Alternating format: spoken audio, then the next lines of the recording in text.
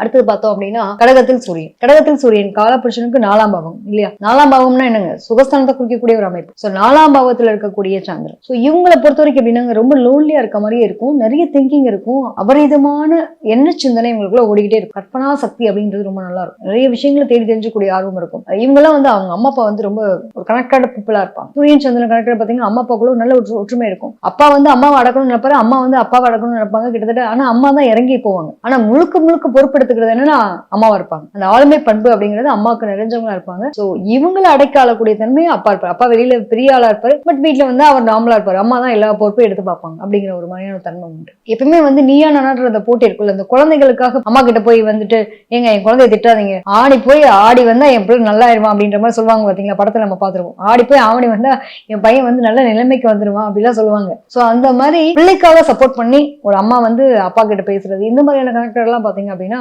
கடகத்துல இருக்கக்கூடிய சூரியன் செய்யக்கூடிய அமைப்பு உண்டு. கடல் கடந்து பயணம் பண்றவங்க, வெளிநாட்டுல கூட போய் ஒரு நல்ல போஸ்டிங்ல இருக்காங்க, என் பையன் வெளிநாட்டுல இருக்கான், வெளியூர்ல இருக்கான், அங்க பெரிய பொறுப்புல இருக்கான் அப்படின்ற மாதிரி சொல்லிக்கிற அளவுக்கு அவங்களுடைய வாழ்க்கையில வளர்ச்சி அப்படிங்கிறது இருக்கும்.